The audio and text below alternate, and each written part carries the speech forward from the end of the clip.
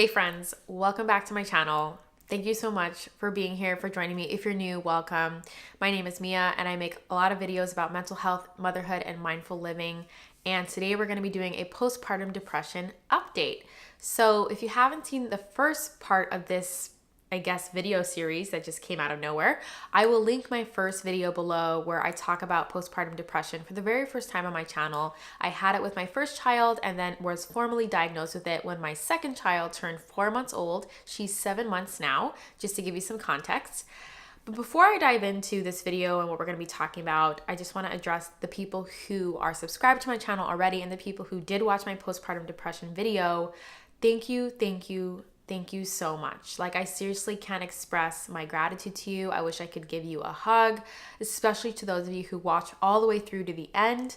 I know it was a really long video and I was seriously lifted up by all of those sweet comments, by all of the encouragement and the private messages from people who knew someone who had postpartum depression or who shared my video with someone else that they knew was struggling, either pregnant or postpartum, and how it helped them. And I want you to know that you taking a minute, 2 minutes to share that video, to comment, to write me a sweet note did not go unnoticed. And I just want to remind you that you are powerful and that the words that you say and the actions that you do have an influence and an impact on other people's lives. And you impacted my life for the better. And it just goes to show that the internet, although it can be a very scary place, it can be a very positive and healing one. You guys seriously did motivate me to do something about my mental health. I'm always on here telling you guys what to do about your mental health. And I started to feel kind of like an imposter because I knew I had postpartum depression, but was too scared to be formally diagnosed.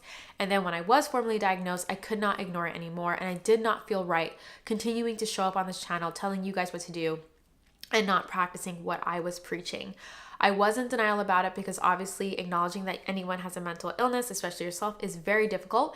But as someone who's trying to be a leader and as someone who's trying to be the best mom and wife and person possible, I knew it was time to face my fears. So thank you all who watched that video. Anyway, so today is just an update video. It's been 3 months since I posted on my channel, mainly because I wanted to truly take the time to take care of my mental health. If there's anything that I've learned over the several years that I've had intense anxiety and depression, it's that ignoring it and not really giving yourself the time and space you need to heal is the worst thing that you can do. A lot of people don't realize that if you leave your mental illness untreated, it actually can get worse, just like any other illness. So giving yourself the time and space basically means if I had a physical illness, let's say I broke my leg and I was not waiting, let's say the doctor said stay off of it for 6 weeks, and after 3 weeks I wanted to go for a walk or I wanted to drive, that wouldn't make sense, right? You need to give yourself time and space when something is broken. The same thing with your mental health. So thank you all for bearing with me as I took a 3-month break.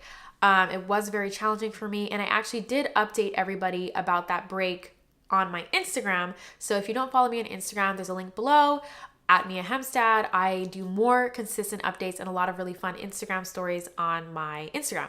Anyway, so basically, I could do a whole separate video of all the things I've been doing to help myself, but I just want to say as an update, when I shared that I was depressed in my last video, if I was to rate it on a scale of 1 to 10, 1 being the worst and 10 being the best, I was feeling around a 2, almost completely horrible, like feeling suicidal thoughts several times a week. And now I'm honestly at an 8, where most of the time I feel optimistic, positive, and actually very strong. There's a lot of other crazy things going on in my personal life. I'm not going to go into it, but things that just like a few months ago would have just broke me. And now I feel stronger than ever and more capable of handling it. And I'm not saying that to brag or anything like that. The reason why I share in this space is to encourage every single one of you who's fighting your own mental health battle or who just wants to live a more mindful and intentional life that there's actually a way to do it. And a lot of the things that we tell ourselves is that it's going to take forever to get healed or to get stronger, or that we're never going to get there. And I want you to know that it's only been 3 months and I went from a 2 to an 8. And it might take 6 months or a year to get from an 8 to a 10, or maybe I'll never get to a 10. But I'm just measuring my progress as how I show up for myself and my mental health every single day, and that's good enough for me. So I just want you to know that so much progress is possible if you give yourself the time and the space. And if there's one thing I really needed it was rest. My body was screaming for rest and I was not giving it rest, and I needed to acknowledge that. The other part was I needed help, and something that my therapist helped me with, which I explained in my last video, that I was about to go to my first therapy visit. At that time, I had no money for therapy at all, even though all last year I had a therapist. Circumstances have changed. I didn't have any money for therapy, but through the social worker at my child's doctor's office, they found me a program that's unique to the county I live in that offers free maternal mental health services. And I just couldn't believe it. It seriously felt like a God thing. It felt like a miracle because it was exactly what I needed. And the thing I kept telling myself was, it's not going to be good therapy. If it's free therapy, if it's a government program, it's not going to be good therapy. And guess what? This woman who I've been seeing for 3 months now, every single week, has been the best therapist I've ever had. And I've had 3 or 4 therapists at this point. She has been absolutely phenomenal in holding me accountable and giving me action plans and checking in with me and just really helping me take action, because there's a lot of inner work that has to happen, but there's a lot of outer work as well. Practical things that I needed to do to help myself and my mental health, to improve my mental state. And she's been amazing. So if there is any sort of program that's discounted or government run and you think that it's just not going to be good because you get what you pay for, that really doesn't apply to everything. I was seriously proved wrong, and I'm so glad I was, because my therapist has been the best therapist I've ever had. She's literally, I've made so much progress with her. So basically I needed rest and I needed help to get that rest. I don't have any family that lives nearby, not really close by anyway. And so basically, doesn't matter how sleep deprived I've been and my daughter doesn't sleep well at night, I'm waking up 6 times, sometimes in an 8-hour period. So basically hardly sleeping at all. And then I have a 2.5-year-old who's extremely active and loves to be outside, and I have to be up and at him with him. So basically I was just hustling all the time. And some of you may know that I also take care of my brother Michael, who has autism and some other medical issues, and I'm his full-time caregiver. So basically I was pouring out a lot and not taking care of myself. And one of the things my therapist helped me to do and held me accountable to was, you need to make a budget for a sitter. If you don't have any friends that can help you, if you don't have any family that can help you, you need to get a sitter. And the biggest mental block I had, and I'm sharing this with you because a lot of moms have this mental block, I felt like, well, being a stay-at-home mom is my only job. How can I justify spending money to help my job when I'm not bringing in any money? I just seriously couldn't. I felt so much guilt about it. I literally would cry to her, like, I can't hire anyone. I can't do this. And now I'm just like, are you kidding me? I need help too. And I don't feel bad about it. And you shouldn't feel bad about it. If you don't have family or friends to help you out, you need to go get help. And I understand that sometimes you just don't have the money to do it, because when my first son was born, we had nothing. But now we have made sacrifices, and that's my baby. She's with her dad. We have made sacrifices to make this happen. And I know this isn't possible for everyone. And honestly, that's why I feel like it's just the grace of God, because we have just enough to hire a sitter for 2 mornings, just 9 to noon. And I just do 2 mornings a week. And she gets my 2.5-year-old and she takes him out to have a great old time. And then when he comes home, he takes a nap from noon to 2. So that's 5 whole hours that I have to just stay with my baby. She usually naps from 9:30 to 11:30. So once my son's gone, I'm able to take a nap if I need to, or I'm able to read a book that fills up my soul, or I'm able to eat my breakfast slowly, little things like that. And so even though, it's truly not that much money to hire someone just 6 hours a week. Again, it's contextual, but for us right now, that's possible with sacrifice. But you have to ask yourself, am I worth it? And when I realized, like, I'm basically hiring someone so that I can take a nap, not getting sleep, that's another thing I was struggling with. The whole month of March, I was having debilitating migraines. Like, I couldn't even open my eyes. I had a scare where I almost went to the hospital. I went to the grocery store. I was baby wearing my baby and pushing my son in the cart. And all of a sudden, this migraine hit me. I couldn't see clearly. I felt dizzy. I thought I was going to pass out. And I was so scared because I was wearing my baby in the carrier.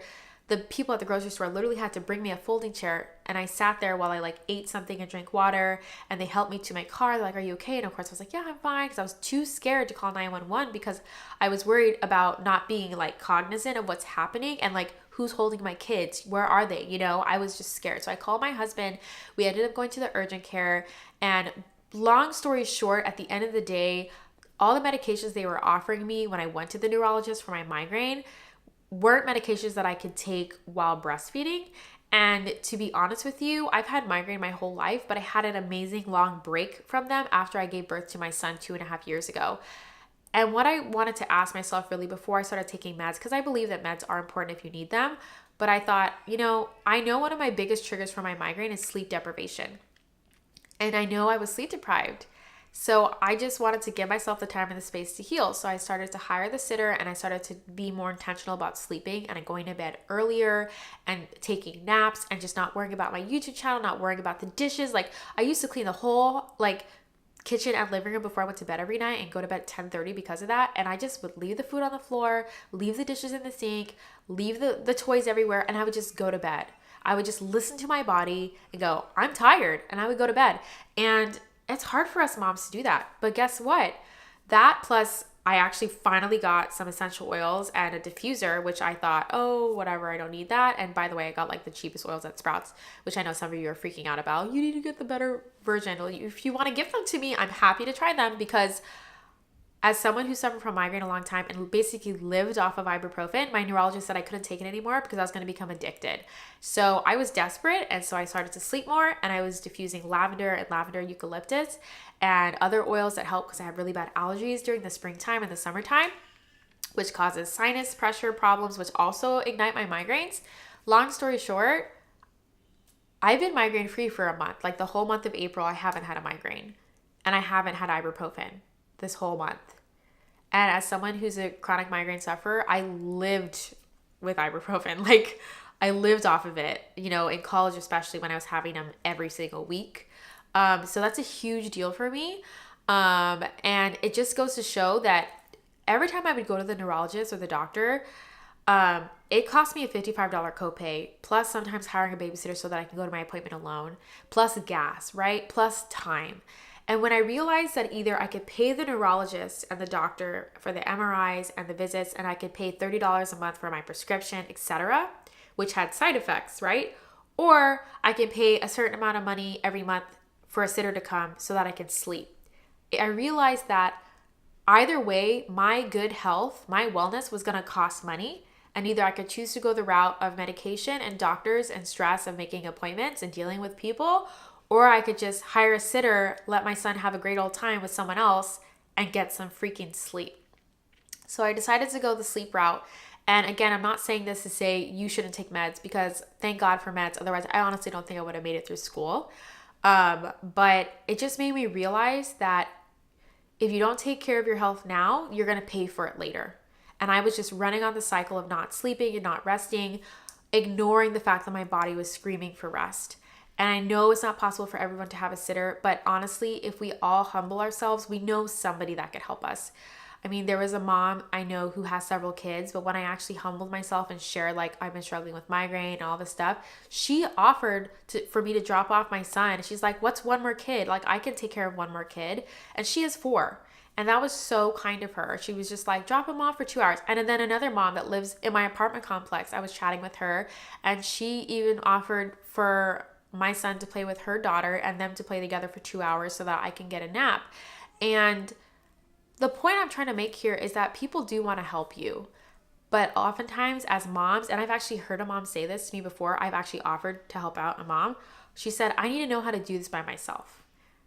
Where is that garbage coming from? To be honest with you, I think it's in our culture that we think, at least in America, there's this vibe, us moms, we need to do it on our own. We need to figure it out. I can do this by myself. And it's just looking back ancestrally, historically, people did not raise kids alone, ever. There's that whole saying, it takes a village. It's real.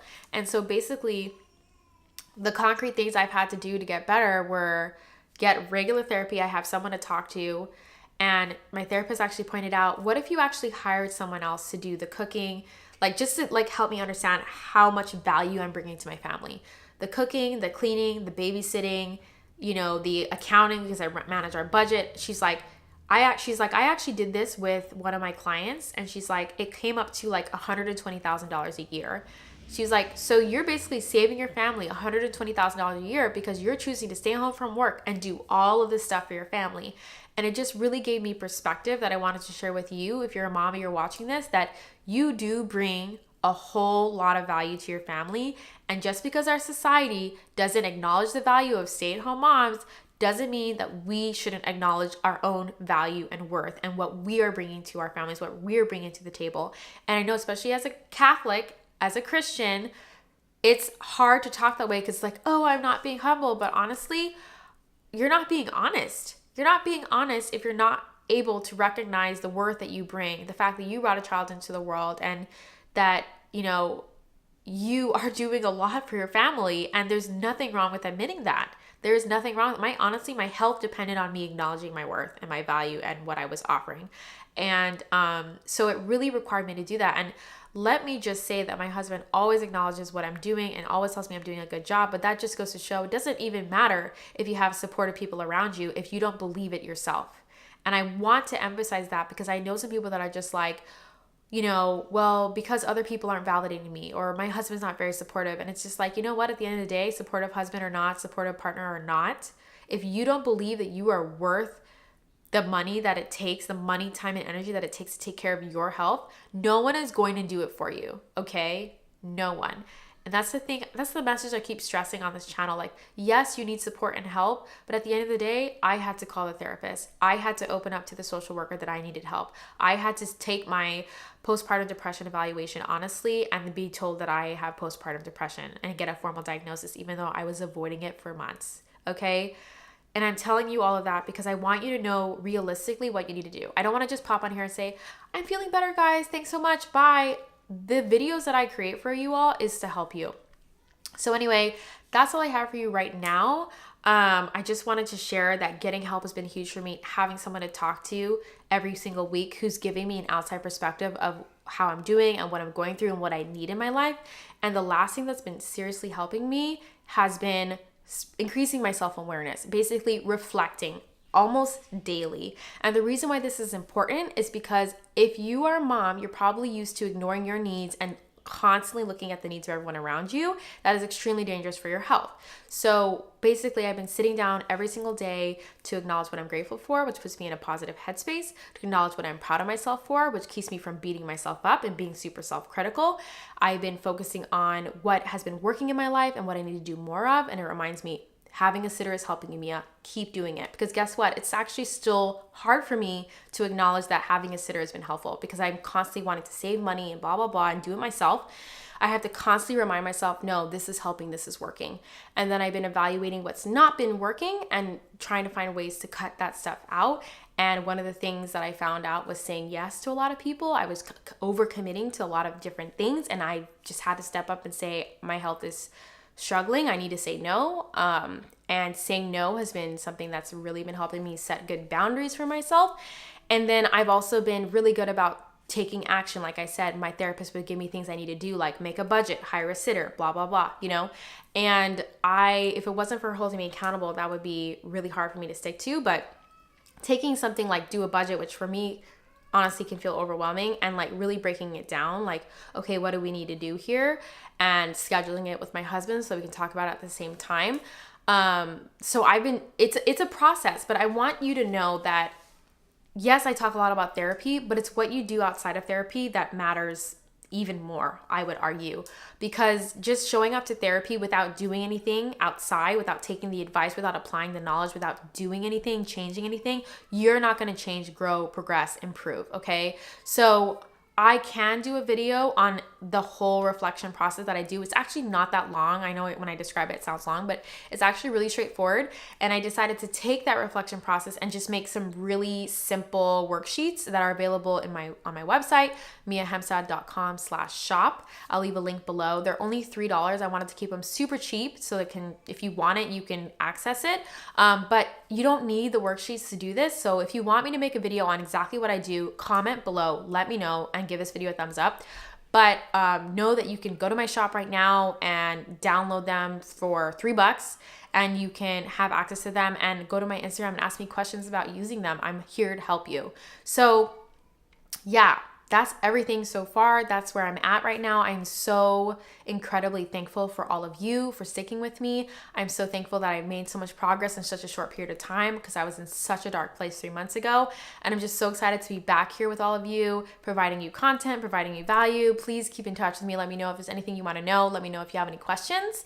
And before I go, I just wanted to ask you a favor. Please make sure you're subscribed to my channel and put that bell icon on so that you know when I upload. But also, please share this video. Again, I don't ask people to share my videos often, but the ones relating to postpartum depression, I am asking because there are on average 3 million cases of postpartum depression in the US alone every single year. So the odds are you know someone or you know someone who knows someone who suffers currently from postpartum depression. And so I think it's super important, most of all, that people with postpartum know they're not alone and that they get some ideas of what they can do. Because if there's anything I felt in the beginning of my diagnosis and of feeling this way was I felt alone. I felt like I had no idea what to do. So thank God for that social worker because she basically was like, here, even me, the misplanner, misorganized, telling you what to do, I didn't know what to do for myself. And so it was so helpful to have someone. So I want to be that person for other people. So please share this video with other people so that they can know that they're not alone and they can get some ideas on what they can do to get help. I have a bunch of resources linked actually in my other postpartum depression video as well. I will link those below in this video too. But yeah, that's all. Thank you so much. Thank you, especially to those of you who have just been on this journey with me. I really appreciate it. And I will see you in my next video. Bye.